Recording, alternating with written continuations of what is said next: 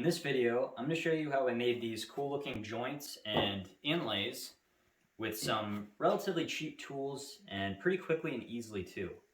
And I actually got this idea after, in my last video, if you saw that one, I was using my hole saw bits a whole lot, and I thought it'd be cool if you could use hole saw bits to make inlays, like something that would fit inside the kerf of that hole saw bit. And so my first thought was maybe like a piece of PVC pipe or metal pipe, but neither of those fit, unfortunately. I guess metal pipe and PVC, they measure from the inside diameter, and then these hole saw bits measure from the outside diameter. So none of them line up at all. Luckily though, I remembered that I have a 3D printer, so I was able to draw something up in Tinkercad that would fit inside the kerf of a hole saw bit, and so that was pretty cool. But then my next problem is that this does not look very good. This black plastic with wood, not a very nice looking inlay. And I really wish that those metal pipe inlays would have worked, because I thought that the shiny metal with the wood looked really good. But I was able to find online some filament that is supposed to look metallic, and I got two different types. I got copper filament and silver filament.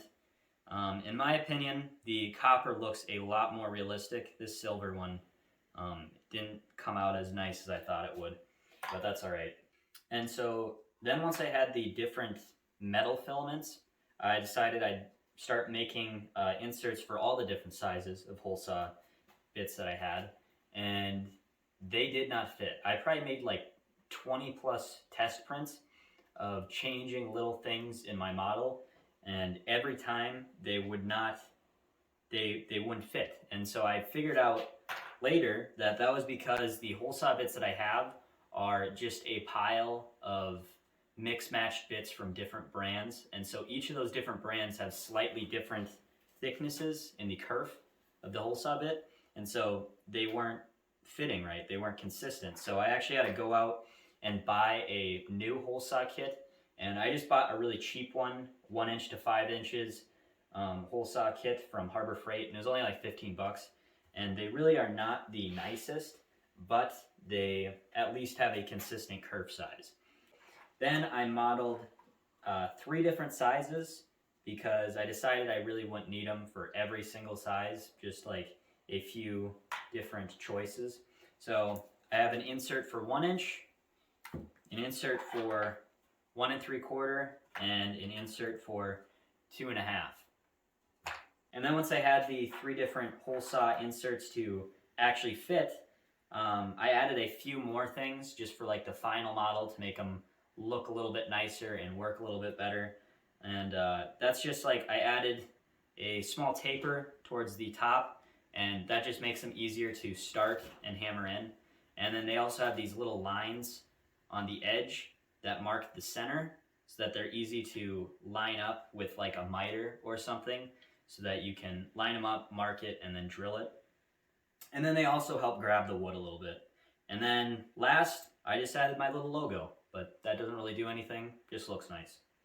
And now to actually making these different joints and inlays and stuff, you'll notice that none of these joints or inlays have the pilot hole marking on them.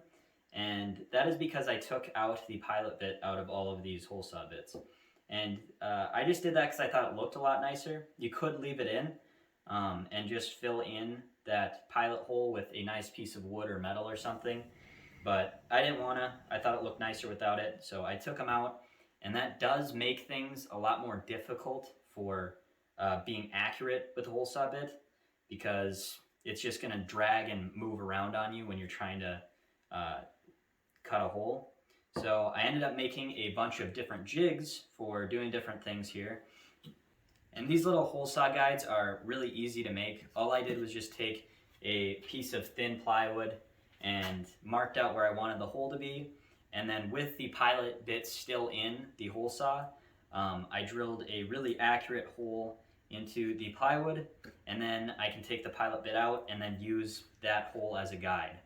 And then for these jigs, I added some edge guides on them so that I can use them for, like these two are for making miter joints, and then this one is for making the dovetail alternatives. But if I want to do like an inlay in the center of a piece of wood, I can just turn them upside down to not use the edge guide and clamp them down. One last thing before I actually used any of these jigs and bits to make the inlays and joints, I did not want to cut the hole too deep, because then the joints and inlays just don't look good or they lose strength.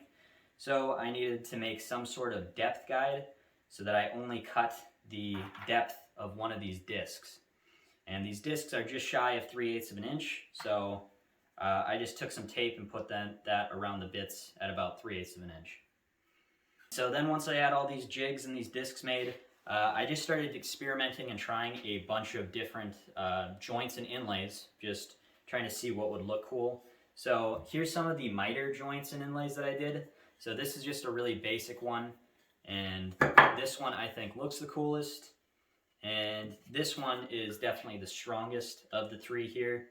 And that's just because with this really basic one that only has one ring, if you actually pull on it enough, it's still pretty strong, but it's gonna break at the plastic. And then with this cool looking one, because it has these smaller rings in there, there's not much wood to grab onto, so it's gonna break apart at the wood, so that one's not as strong. And then this one is the strongest because it's the best of both. It has two rings, so it's not gonna be very easy to break at the plastic, and they're bigger rings, so they have a lot of wood to grab onto. And then the other joint that I tried out is, I tried out this sort of, I guess, a dovetail alternative on all these different types of wood. And I don't even know if I want to call it a dovetail alternative, because I'm sure people in the comments are going to say that it's not as strong as a dovetail, and I am sure that it is not. But it is definitely a lot stronger than a butt joint or a rabbet or a miter or anything like that. And I'm more inclined to do this sort of joint because I think it looks cooler and it's a lot easier to do. And a few things that I figured out when doing this joint is that it's important to have the ring placement in the right ratio of end grain to long grain, because if you have the ring just centered where these two boards meet, it's not going to be very strong, because the end grain is a lot stronger than this long grain. The long grain really wants to break out, so the best ratio, I guess, to have is having the ring about 1/3 on the end grain and 2/3 on the long grain, and then the ring kind of acts as a wedge so that it can't break out on the long grain. And it's actually very, very strong, much stronger than I originally expected. And so yeah, that's all I got. I'm very excited for this idea. It took a lot longer than I thought because I don't 3D print that often, so I had to figure out a bunch of stuff. But if you want to try this out yourself, I have the print files on my website, so you can print these out. And I have a relatively small, cheap 3D printer. I have a Ender 3, and even on that little thing, I was able to print out 49 of the smaller rings, or 16 of the medium rings, or 9 of the larger rings. But if you have an even smaller one than that, you can also just print them out individually. I have files for if you want to make a bunch or just one. So you can try that out if you want, and thank you for watching. I know this isn't my usual type of video that I do, but I hope that it was somewhat interesting.